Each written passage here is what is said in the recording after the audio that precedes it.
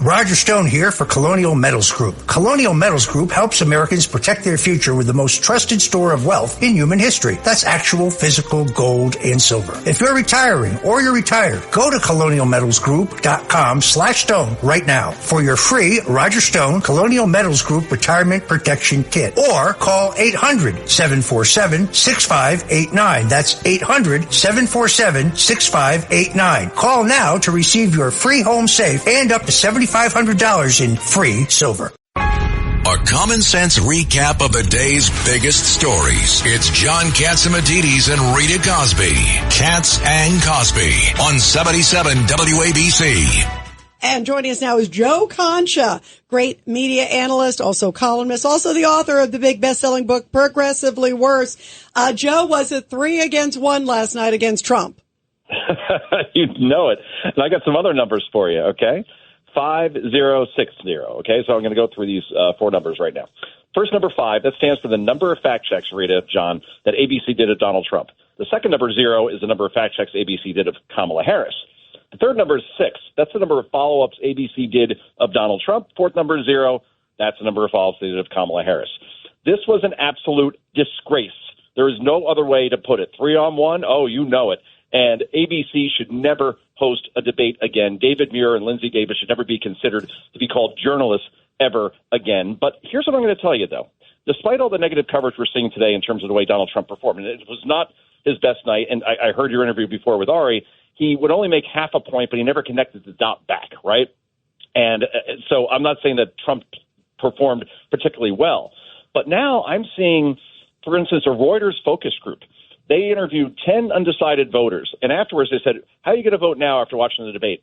6 said they'd vote for Donald Trump, only 3 for Kamala Harris, 1 undecided. Lee Carter was on Fox News earlier talking about this, swung heavily towards independence for Donald Trump in terms of who they thought performed better. So while Kamala Harris, yes, she performed well, and she remembered all of her rehearsed lines very well, but there was an authenticity problem there. It was all foam and no beer, and the bottom line is people went into this debate to see Kamala Harris, because we already know about Donald Trump. We already saw his presidency. We know where he stands.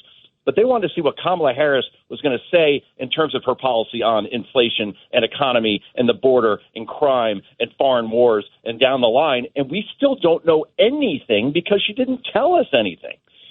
Yeah, no, you're right. You know what's interesting, Joe? I always watch everybody, and I was sitting there and I was watching CNN, and it was Van Jones who said on CNN right after the debate, soon afterwards, he said, Trump got spanked. Anderson Cooper used the phrase he got emasculated. So if you sit there and you're watching, you're a CNN viewer or an MSNBC, do they understand that, to your point, there was no substance? No, they're just telling the audience what they want to hear. So if you're watching CNN or MSNBC after a presidential debate, there's a good chance you probably were going to vote for Kamala Harris already.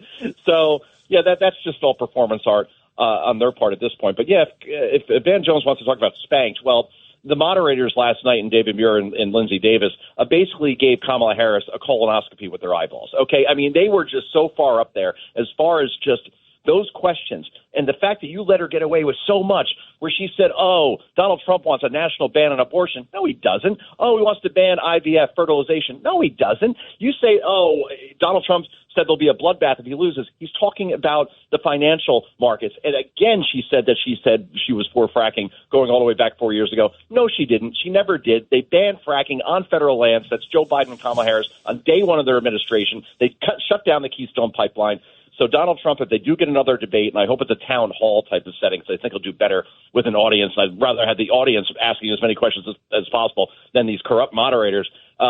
He needs to connect those dots. So when he talked about immigration and talked about Springfield, Ohio, and they're eating the dogs, and that obviously led to a lot of ridicule online, he's got to say something more like, in my beloved city of New York or Chicago, San Francisco, they're cutting social services to sanitation, education, and to police. And that impacts people who live here legally in terms of their safety, in terms of their ability to get more jobs, in terms of the need and the desire to live in a Joe, let me tell you what's happening. You know what I'm saying, guys? We've got to connect the dots. Joe, let me tell you what's happening in Long Island. There are police reports in Long Island that the Haitian migrants are going into the parks, taking the ducks that are swimming around, killing them and eating them. And I think that's what Donald Trump meant. Yeah, no, I know that. And we're hearing on the ground reports from people saying this is absolutely happening. Only the city planner, according to ABC, well, he said, no, it's not happening at all. But we're seeing more and more viral videos saying that. I get it completely, but I think he's got to make more of a macro argument that immigration matters not only because of our national security, but also because of the ability to earn here and the fact that your services are being cut because we're paying all these city budgets. The money is being allocated to take care of those who are here illegally. I think if you say that, it'll be better. Go ahead. Joe, this is Rudy Washington. If I'm correct, this took place in Pennsylvania, right? The debate. Yeah, Philadelphia. Right. And a missed opportunity, what you just said.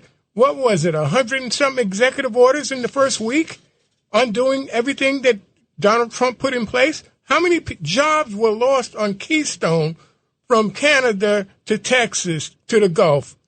Exactly. He didn't talk about none of the jobs that they devastated within the energy industry. Or he didn't even talk about the coal industry, that we produce the safest coal in the country, or the oil. I mean, missed opportunities. Fracking, Pennsylvania, a fracking state. Rudy, all he has to say is, the way I performed and my stance on fracking. You know that because we had more domestic energy production here under my administration than at any time in our history. So you don't have to believe me or trust me on that. You can see my actions. My opponent says she was 100% for fracking, and now because she wants to in Pennsylvania, now she's saying, against fracking. Now she's for fracking. So who do you believe? The guy who actually did it? Or I don't believe who Kamala. wants your vote? I don't believe Kamala. Just voted. Joe Concha, thank you so much, and keep fighting for America. Thank you so much. Thanks, John. Thank you.